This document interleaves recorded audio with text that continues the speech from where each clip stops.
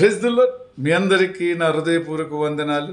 మీరందరూ సంతోషంగా ఆనందంగా మన ప్రభు అయిన యేసయ్య నామములో కలువరి ప్రేమలో మనల్ని అందరిని నడిపిస్తూ ఆయన కృపలో మనందరం సజీవ లెక్కలో అనుదినము నూతనమైన వాగ్దానముతో ఆనందిస్తూ సంతోషిస్తూ జీవవాక్యాలు మనలో ఉండటం వలన ఆయన మనల్ని నిర్మించుకున్న గొప్ప దేవుడని నమ్మినట్టి బిడ్డలకే ఆ వాగ్దానములు విన్నప్పుడును వాటిని గమనించినప్పుడును ఎంతో ఆనందం, ఎంతో సంతోషం. లేనిచో అందులో సంతోషం ఎక్కడ కలుగుతుందండి? చిన్న దాంట్లోనే సంతోషపడమని చెప్పిండే కదా. మనల్ని చిన్నవారమే కానీ మన తండ్రి మనల్ని చూసి చాలా సంతోషపడుతుంటాడు. దేవుని స్తోత్రం. మరి దినం మనకు ప్రభు ఇచ్చిన వాగ్దానము యెషయా గ్రంథము 44వ అధ్యాయము 21వ వచనం. నేను నిన్ను నిర్మించితిని, ఇజ్రాయేలు నీవు నా సేవకుడు అయి ఉన్నావు. నేను నిన్ను మరిచిపోజలనా? నేను నిన్ను నిర్మించుకుంటుని కదా, కాబట్టి నేను నిన్ను మర్చిపోదునా? అందుకే ప్రభు చెప్తున్నారు, ఈ రోజుల్లో మనం అనుకుంటున్నాం దేవుని నుంచి మనకు కొన్ని ఇక్కడ లోకంలో శరీర సంబంధమైన పనులు కానీ, మన అక్కరలు కానీ, మన కొరతలు కానీ, మన ఇబ్బందులు కానీ, మరి ఎన్నో పరిస్థితులలో ఉంటూ అనుకుంటాము, దేవుణ్ణి ఎంత ప్రార్థన చేస్తున్నాను, నేను ఇంత వాక్యం చేస్తున్నాను, నేను బోధకుడిగా ఉంటున్నాను, నేను విశ్వాసగా ఉంటున్నాను అని అనుకుంటూ బాధపడుతూ దుఃఖపడుతుంటున్నాయేమో. దేవుడు అంటున్నా, నిన్ను మరవచాలనా? ఎందుకు ఏమంటున్నంటే, తల్లి గర్భములో నేను నిన్ను నిర్మించి తిని అప్పుడు నేను ఎన్నుకుంటుని కదా, అయితే నేను ఎలా మర్చిపోగలను అంటున్నాడు. అయితే మన ప్రభు చెబుతున్న మాటలు చూసినట్లయితే, మరి నిన్ను నిర్మించుకున్న దేవుడు నిన్ను ఎప్పుడూ మర్చిపోను అంటున్నాడు. నిజమే, దేవునికి స్తోత్రం.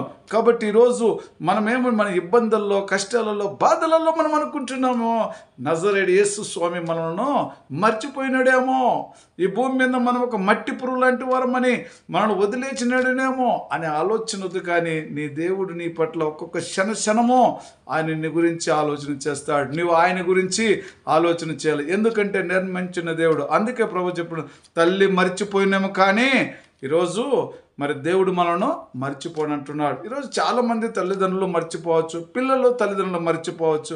అలాంటి పరిస్థితుల్లో సాతానుగాడు మన మధ్యలో చేరి ఒకరికొకరికి అనుబంధం లేని పరిస్థితితో చేసేవాడు అపవాది మన మధ్యలో ఉన్నప్పుడు మనం మర్చిపోతాం. మన తండ్రి నీతిమంతుడు, పరిశుద్ధుడు. ఆయన ఎప్పుడూ మన పట్లే తన జాలిని చూపించాలని, తన కృపను మనపైన కుమ్మరించాలని, తన ఆత్మశక్తి బలమును మనకియాలని, మన కాళ్ళు చేతులను మరి బలంగా ఉంచాలని, ఈ లోకంలో ఉన్నన్ని రోజులు మనము బాగుండాలని మన తండ్రి మనకు ఆ విధంగా ఆయన ఆలోచన. దేవునికి స్తోత్రం. కాబట్టి మరి ఒక మాట అంటున్నాడు, జిగటి మన్నులో, ఎలాంటి జిగటి మన్నుగానున్న నన్ను నీవు నిర్మించితివి, ఆ సంగతి జ్ఞాపకము చేర్చుకున్నాము, నీవు నన్ను మరువనే ఎలా? దేవుడు మనం మర్చడు. జిగటి మన్నులో నుంచి మనలను ఎన్నుకున్న దేవుడు కాబట్టి నిన్ను దేంట్లోంచి దేవుడు తయారు చేసినాడు? జిగటి మట్టిలో నుంచి తయారు చేసి మళ్ళీ ఆ జిగటి మట్టి మళ్ళీ తిరగా మన్నుకు చేరేంత వరకు మన తండ్రి మనం నిర్మించిన వాడు కదా, మనకు తోడుగా ఉంటాడు. నేను ఎలా నిన్ను మరచగలను? మరి మధ్యలో మన దేవుడు ఇడిచివేసే దేవుడు కాదు. కాబట్టి ఈరోజు నిన్ను నన్ను కూడా సృష్టించిన గొప్ప దేవుడు ఈ లోకంలో ఉన్నప్పుడు ఆయనే మనల్ని దేనితో మనల్ని నిర్మించినాడు? జిగటి మట్టిలో నుంచి మనల్ని ఒక బొమ్మగా చేసి నిర్మించినాడు. రకరకాలైన విధాలుగా మనల్ని ఈ లోకములో వేరువేరుగా నిర్మించలేదు, కానీ ఒకే రీతిగా నిర్మించినాడు. తన రూపంలో నిర్మించినాడు. ఒక జిగట మట్టిని తీసుకొని ఈ జిగట మట్టి మళ్ళీ తిరగా మన్ను చేరేంత వరకు నేను నిన్ను మరుచుదునా, నేను మరవను కదా అని దేవుడు చలవిస్తున్నాడు. దేవునికి స్తోత్రం. కాబట్టి ఈరోజు మనం ఆ విధముగా మరి జిగజారిపోతుంటే మన ప్రభు సన్నిధిలో మనము గట్టి మనసు కలిగి ఆయన శక్తిని, బలాన్ని పొందుకొని నూతనమైన ఒక వాగ్దానం ప్రకారం మనము జీవించాలని ప్రభు మనకి ఈరోజు నడిపిస్తున్నాడు. దేవుని స్తోత్రం. అంతేకాకుండా మన ప్రభు అంటున్నాడు, తల్లిదండ్రులు నిన్ను విడిచిననేమో కానీ యెహోవా నిన్ను చేరదీనో. తల్లిదండ్రులని విడిచివేయనము కానీ, విడిచిన తల్లిదండ్రులను, బిడ్డలను కానీ, తల్లును కానీ ఎవరైనా విడిచి వేసుంటే ఆ దయగల్ల తండ్రి చేరదీస్తాడంట. దేవునికి స్తోత్రం. ఇలాంటి కృపగల నేను నిన్ను నిర్మించుకున్న కాబట్టి అది నా బాధ్యతన్నట్టుగా ఈరోజు కుమారుని కన్నా తల్లిని మరి కనిన తండ్రి తల్లిదండ్రులను కుమారులు వదిలి వేసిపోతారు.